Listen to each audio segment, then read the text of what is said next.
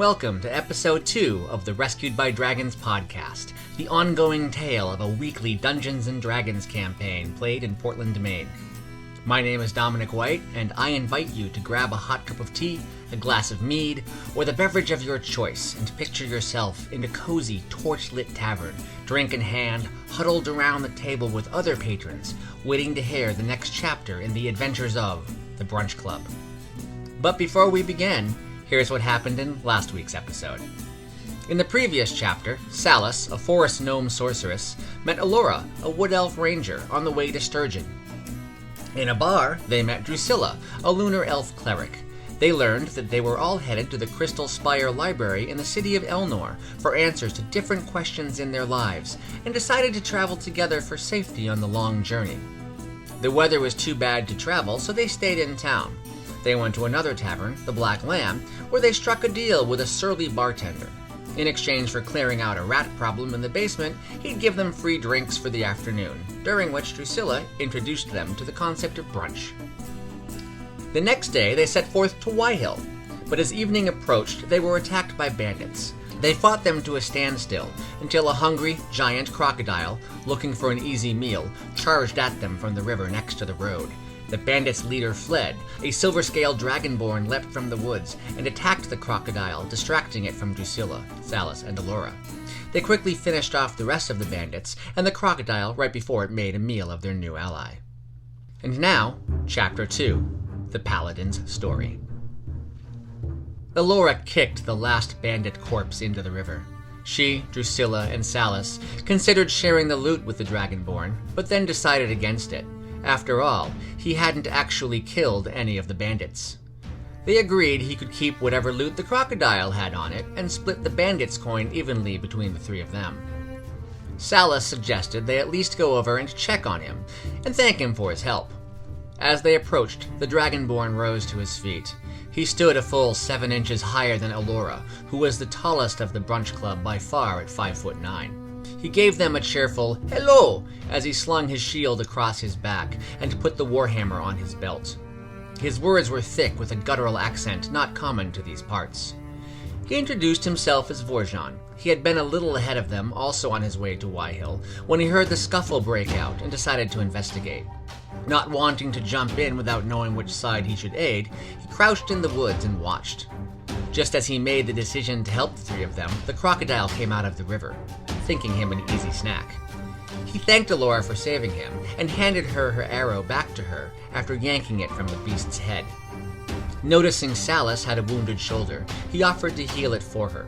She agreed, and he placed one of his large, silver-scaled hands on her wound, causing it to heal instantly.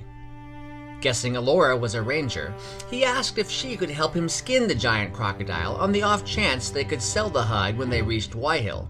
If they did sell it, he said it was only fair that all 4 of them split the sale price. The sun had almost fully set by the time they finished skinning the enormous crocodile, so they decided to make camp some distance upwind from the fresh kill, as to avoid any nocturnal scavengers. As they sat around the fire eating dinner, Vorjon told them his story. He was born into a religious family in Drazan, the kingdom across the river to the west. His parents were zealots of the Silver Flame, so at the age of 8 he was sent to an abbey where children of the faithful were raised and trained to serve the Silver Flame in whatever way the high priest deemed fit. As he grew older, it was quickly evident by his size and strength that he would make a good warrior. He was placed into martial training and became the Paladin of the Silver Flame.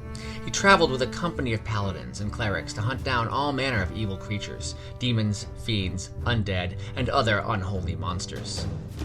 Vorjon followed his orders as he was trained to do, but couldn't help notice as they were marching into battle with hellish creatures that they were passing by regular people who also needed help. When he asked his captain why they couldn't help these people, he said it wasn't his job, and he was reminded that questioning the orders of the high priest was like questioning the Silver Flame itself and could be considered heresy. On a recent day, not too long ago, they were just outside Wyhill when they passed a series of wheat fields. An old farmer approached them and begged them for their help. He was being tormented by goblins who were stealing his crops, killing his chickens, and for some strange reason abusing his cow. The farmer insisted he could pay them well, but his pleas failed to arouse any compassion the cold captain might have. That night, Vorjan snuck away from his company to offer his own assistance to the farmer. Upon arriving, he surprised a few goblins creeping up on the farmer's door, and they fled into the woods when they saw him. He and the farmer kept watch for the rest of the evening in case the goblins came back. During their watch, Vorjan learned that the farmer's name was Jameson, and he had been an adventurer in his younger days, and eventually earned enough money to retire and buy this farm. Vorjan told him of his internal struggle between his duty to the Silver Flame and the desire he felt to help those in need. Farmer Jameson retrieved for Vorjan a souvenir from his own adventuring days, a holy symbol of the benevolent dragon god Bahamut. He suggested Vorjan pray to Bahamut and try to learn more about his ways, as Bahamut very much supported the helping of those in need that could not help themselves. Vorjan stayed with the farmer for a couple more nights, sleeping during the day and guarding against the goblins at night. When the goblins did not return, he decided he should rejoin his company. Jameson thanked him and invited him to come back for a visit any time. When Vorjan caught up with his company, he was immediately kicked out for failing to follow orders, and was told that word of his insubordination had been sent to the high priest, and that he would surely be branded a heretic. With nowhere else to go, he decided to return to Farmer Jameson's, which is where he was on his way to when he ran into some bandits, a crocodile, and his 3 new companions. He suggested they join him, and if the farmer was still having goblin trouble, he would most surely pay all of them for their help. The rest of the party agreed, and they set forth to Farmer Jameson's house the next morning. When they arrived at the farm, Jameson looked tired and frightened, though his expression quickly turned to one of relief once he saw the familiar silver-scaled Paladin at his door. When asked what was wrong, he told them that the goblins had tormented him all night. They moved Scarecrow in front of his windows, made howling noises, and whipped and tortured his dairy cow, Bessie. They went to check on her.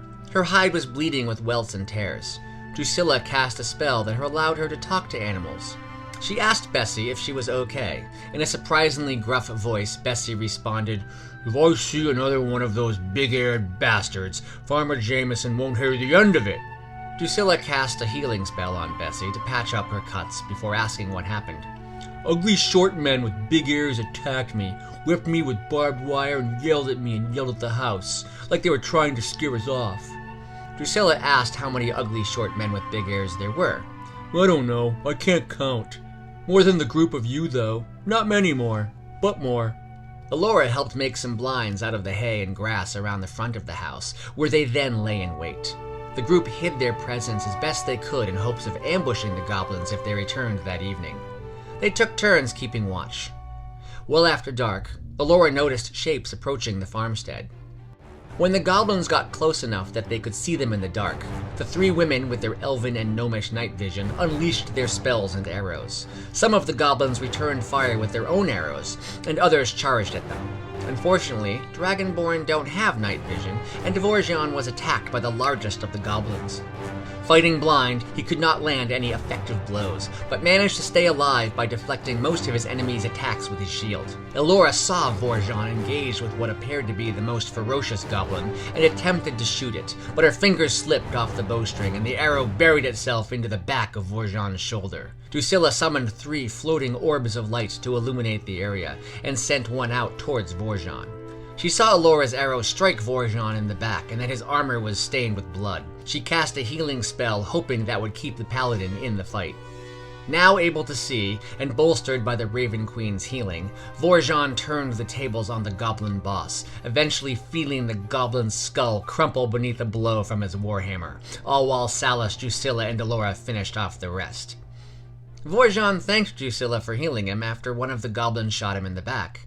Elora and Drusilla glanced at each other, but neither told Vorjan where the arrow really came from. They looted the goblin corpses for some gold, but found nothing else useful, or any clues as to why they had been harassing Farmer Jameson instead of just killing him. The next morning, after a long rest, Jameson thanked them with all his heart, especially Vorjan, and gave them each several gold pieces for their service. Feeling pretty good about themselves for doing a good deed, and getting paid for it, they headed toward Wyhill and found a tavern where they could rent some rooms. While at the tavern, they talked to the innkeeper who was tending bar.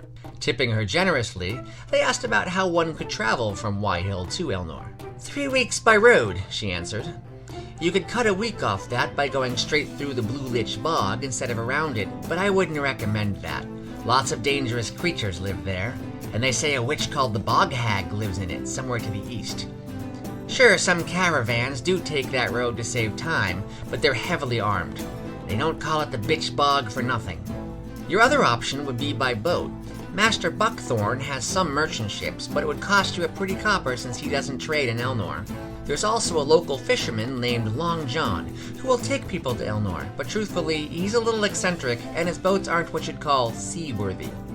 The group decided they should at least try to talk to Master Buckthorn and Long John in the morning about possibly hiring their ships to get to Elnor before turning in for the night. The next morning after breakfast, Vorjon insisted that they go back to Farmer Jameson's just to check in on him and make sure they really did get rid of all the goblins. When they got there, the front door was wide open. There was a small pile of gold counted out in stacks on the table, but no sign of Jameson. They searched the house but didn't find him. They walked around to the back to check on Bessie. She was there, seemingly uninjured. Drusilla spoke to her, but she didn't know where the farmer was. They walked back around the house and scanned the surrounding fields for any signs of the farmer. Vorjon noticed a scarecrow that wasn't there the day before in the far end of one of the fields. They approached it cautiously. As they got closer, Drusilla was the first to notice the blood dripping from this scarecrow. Vorjon cautiously investigated before letting out a pained sigh. This was the body of Farmer Jameson, crucified and tied up like one of his own scarecrows. Vorjon silently cut him down and began to dig a grave, his face locked in a scowl. The others helped solemnly. Once buried, Vorjon knelt next to the fresh grave and said a prayer for his dead friend. They went back to the house to look for clues but could find none. Vorjon suggested they should report his murder to the captain of the guard at Wyhill. The others agreed, but also insisted they should keep the gold for themselves. Vorjon reluctantly agreed, knowing Farmer Jameson had no family, and that they could possibly use the gold to help others. He did insist they take Bessie back to town and try to find her a good home, rather than leave her to starve or be left to the mercy of the goblins. This tale will continue next week in episode 3. Drusilla was played by J.P. Black. Elora was played by Liz Richard. Salas was played by Anna Flemke. Vorjon was played by Dominic White, and our benevolent dungeon master was Brian Mesmer. More information about Rescued by Dragons and this podcast can be found at rescuedbydragons.com. You can follow us on Instagram at Rescued by Dragons and on Twitter at Rescue Dragons. Thank you very much for listening. Please join us next week to find out, along with the rest of us, what's going to happen next.